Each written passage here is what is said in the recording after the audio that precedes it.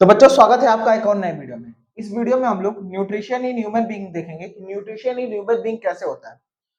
जो nutrition in human being होता है बच्चों, उसको हम लोग कहते हैं digestive system in human being, जिसको हम लोग बायोलॉजी की भाषा में एलिमेंट्री कैनाल के नाम से जानते हैं। ठीक है बच्चों, तो जो न्यूट्रिशन इन ह्यूमन बीइंग होता है या डाइजेस्टिव सिस्टम जो होता है ह्यूमन बीइंग के अंदर, वो कुछ पार्ट्स का मिलकर बना रहता है, जिसे हम पहले जानेंगे।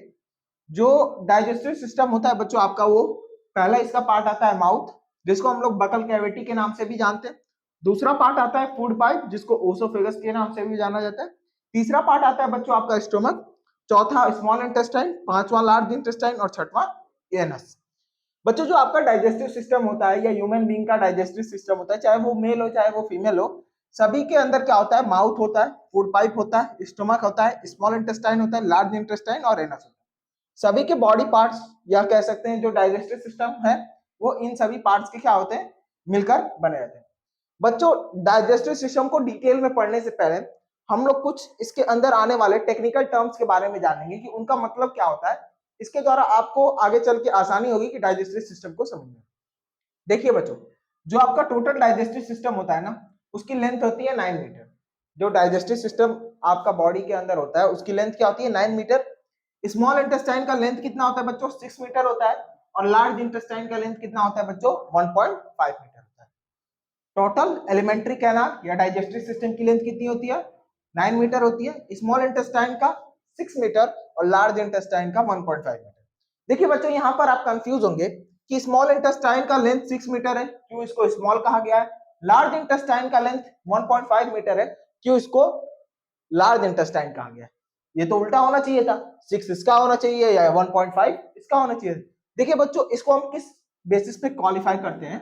जो स्मॉल इंटेस्टाइन होता है ना, वो थोड़ा पतला होता है और लार्ज इंटेस्टाइन क्या होता है आपका?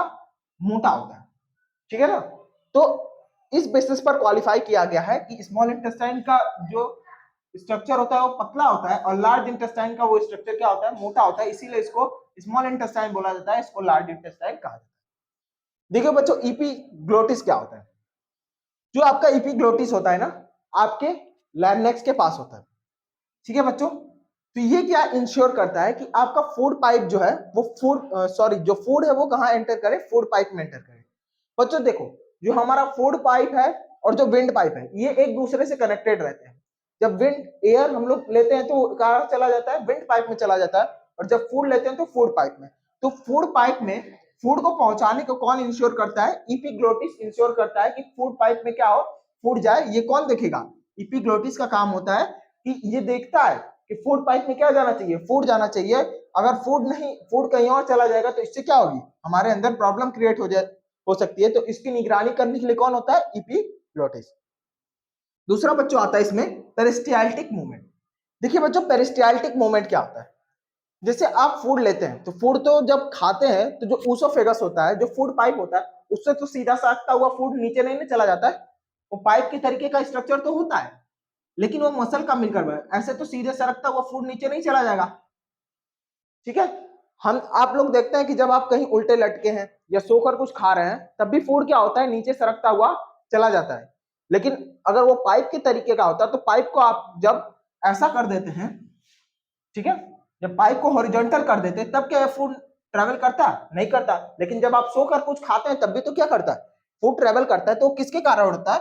पेरिस्टाल्टिक मूवमेंट के कारण होता है। देखिए बच्चों, पेरिस्टाल्टिक मूवमेंट एक्चुअली में कहता क्या है? The contraction and expansion walls of the food pipe and other digestive organ to move the food along alimentary canal. देखिए बच्चों, कॉन्ट्रैक्शन और रिलैक्सेशन, कॉन्ट्रैक्शन और एक्सपेंशन। देखिए आपका जो फूड पाइप होता है बच्चों, एक ही समय पर क्या होता है? एक जगह पर कॉन्ट्रैक्ट करेगा और एक जगह पर सिकुड़ेगा और एक जगह पर फूलेगा, ताकि क्या हो सके? आपका फूड मूव कर सके। देखिए कैसे।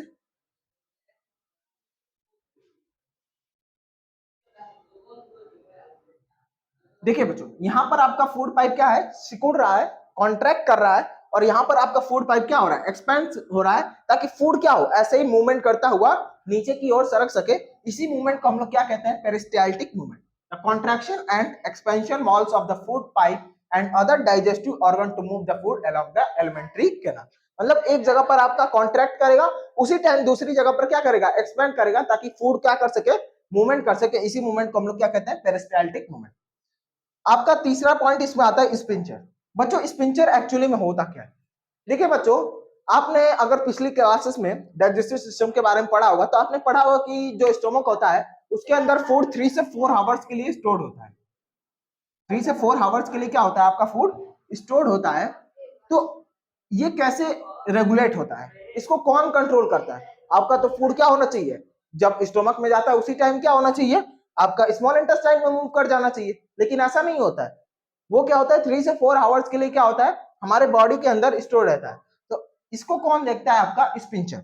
स्पिंचर क्या रेगुलेट करता है कि जो फूड है जब स्टोमक में एंटर हो गया तो वो क्या करता है, स्टोमक की वॉल्स को क्लोज करने का काम करता है, जिससे फूड क्या हो सके, आगे की तरफ ना मूव कर सके, और जो डाइजेशन की प्रक्रिया आपके स्टोमक के अंदर अकर कर रही है वो 3 से 4 आवर्स में क्या हो, जब 3 से 4 आवर में क्या होता है, जो डाइजेशन की प्रक्रिया कंप्लीट हो जाती है तो स्पिंचर अपने आप ऑटोमेटिकली ओपन होता है और फिर फूड स्मॉल इंटेस्टाइन की तरफ मूव करता है।